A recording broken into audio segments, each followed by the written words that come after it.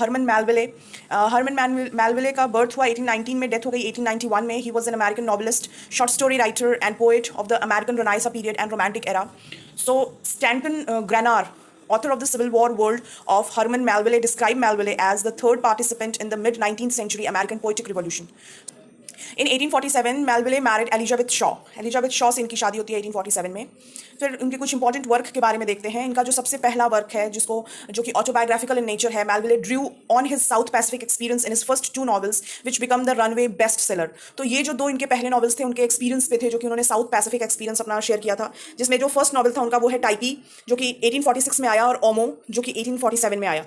Taipei का पूरा जो टाइटल था वो है टाइपी अ पीप एट पॉलिनेशियन लाइफ, और ये मेलविले की पहली बुक थी, पहला नॉवल था। 1846 में इसको पब्लिश किया गया, considered as a classic in travel and adventure literature. The narrative is partly based on the author actual experience on the island Nuku Hiva in the South Pacific Marquesas island 1842। तो इस island पे जो इनका personal experience था Melville का, क्योंकि ये जो थे ये इन्होंने काफ़ी ज़्यादा शिप पे इन्होंने ट्रैवल किया है।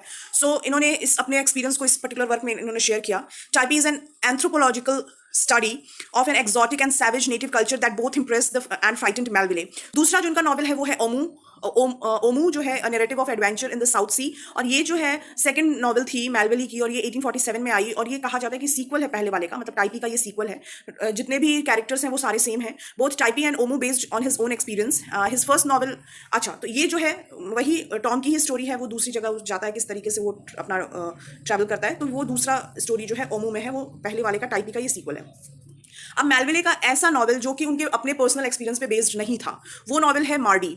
मार्डी का पूरा टाइटल है मार्डी अ वॉयज थिदर।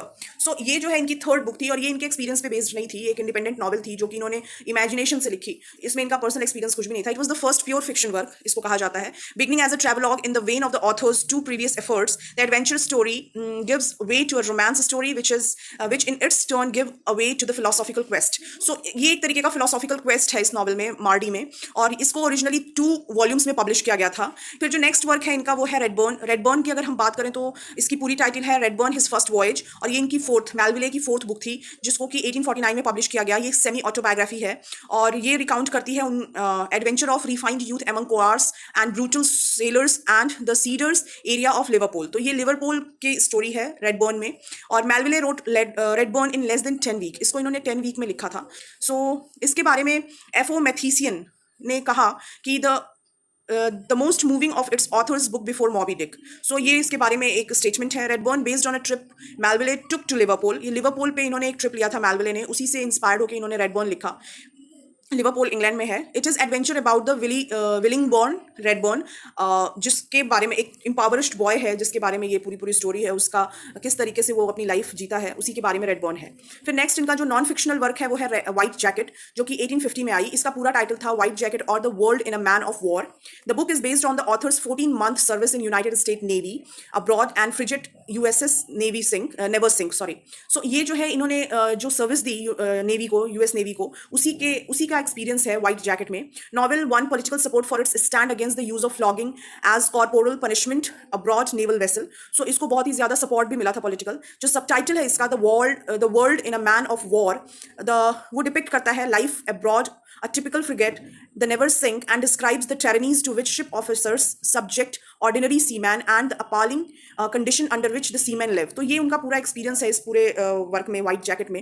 उनका जो नेवी का एक्सपीरियंस है उसको इन्होंने इसमें डिस्क्राइब किया है।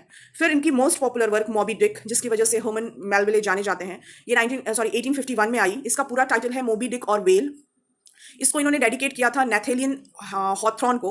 मॉबी Dick is generally regarded as Melville best work and one of the greatest American novel, और इसकी जो बिगनिंग है वो बहुत ही यूनिक है, और इसको जाना जाता है इसकी बिगनिंग के लिए।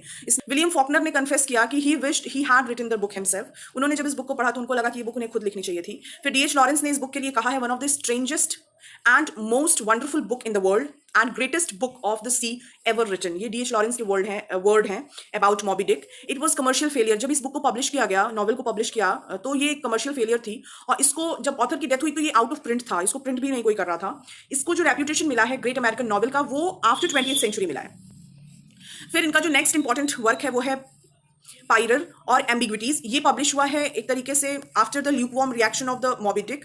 फिर ये जो नॉवल है ये कन्वेंशनल गॉथिक फिक्शन है जो कि psychological, sexual and family tension के ऊपर बेस्ड है। सो ये जो नॉवल है ये एक तरीके का साइकोलॉजिकल गॉथिक नॉवल है। So according to Henry A Murray, Murray ने इसको क्या कहा, the writing of Pierre, Melville proposed to write his spiritual autobiography in a form of novel. So ये जो स्टेटमेंट है ये मुरे का स्टेटमेंट है about this novel. It was a critical and financial disaster, ये भी एक बहुत ही बुरा इम्पैक्ट पड़ा, इसने भी बहुत अच्छा बिजनेस नहीं किया। सो 1853 से 1856 में मेलविले ने शॉर्ट फिक्शन लिखना शुरू किया क्योंकि इनके नॉवेल्स वर्क नहीं कर रहे थे। सो इन्होंने शॉर्ट फिक्शन लिखना शुरू किया और इन फिक्शंस को या फिर शॉर्ट स्टोरीज आप कह लो वो मैगजीन्स में डालते थे, ठीक है। फिर 1856 में उन्होंने अब पियाजा टेल करके एक बुक निकाली। पियाजा टेल्स जो है इनकी कलेक्शन ऑफ 6 शॉर्ट स्टोरीज का एक कलेक्शन है। फिर नेक्स्ट इनका जो इंपॉर्टेंट वर्क है जो है 9th और इनका फाइनल नॉवल कहा जाता है द कॉन्फिडेंस मैन, और ये पब्लिश हुआ 1857 में। और इसमें कैंटरबरी टेल के स्टाइल में a group of steam boat passengers whose interlocking stories are told as they travel down the Mississippi river toward the New Orleans. So ये कैंटरबरी टेल के स्ट्रक्चर के हिसाब से इन्होंने उसी का स्ट्रक्चर यूज किया। फिर this work include the presumed satire of 19th century literary figures. So इस जो पर्टिकुलर वर्क है कॉन्फिडेंस मैन, इसमें जो कैरेक्टर है वो एक तरीके का सटायर प्रेजेंट करते हैं 19th सेंचुरी के जितने भी लिटरेरी फिगर्स हैं उनके ऊपर। सो इसके जो कैरेक्टर्स हैं वो एक पर्टिकुलर लिटरेरी फिगर को डिनोट करते हैं और उस पर फिर वो सटायर पास करते हैं। सो ये है अबाउट कॉन्फिडेंस मैन और इनकी एक तरीके की ये लास्ट और फाइनल नॉवल कही जाती है। फिर इन्होंने कुछ पोइट्रीज भी लिखी, a Battle Pieces and the Aspect of the War, जो कि 1866 में आई, और first book of poetry published by Herman Melville. So ये इनकी पहली बुक थी पोइट्री की जो कि इन्होंने 1866 में पब्लिश की। इसको इन्होंने डेडिकेट किया था in the memory of 300,000 who in the war of the maintenance of the union fell devotedly under the flag of the country. So ये जो है इसमें बैटल पीसेस में टोटल 72 पोएम्स है और इसको कहीं ना कहीं उन्होंने अमेरिकन सिविल वॉर पे अपना जो क्वेस्ट है उनका और poetic reflection on the moral question of American civil war, उस पर इन्होंने एक पोइट्री प्रेजेंट की है। फिर जो नेक्स्ट इनकी पोएम है या पोइट्री है वो है क्लैरल, और ये जो है इनका एक एपिक पोएम है जो कि 1876 में आया and it is the longest poem of American literature, poem and pilgrimage in the Holi land. ये 1876 में इन्होंने ये एपिक लिखा।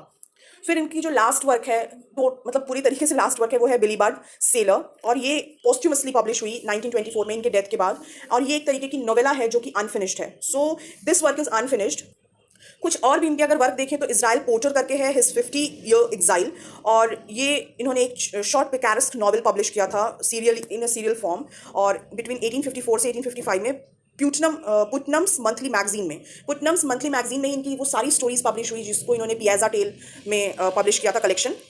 फिर एक और है इनका वर्क जो है द इनकैंटेडाज करके, और ये 10 फिक्शनल स्केच पब्लिश्ड इन 1854, और ये भी पुटनम्स मैगजीन में ही इन्होंने पब्लिश किया था। और जो हरमन मेलविले थे उनका जो डेथ हुआ वो है कार्डियोवैस्कुलर डिजीज की वजह से डेथ हुआ।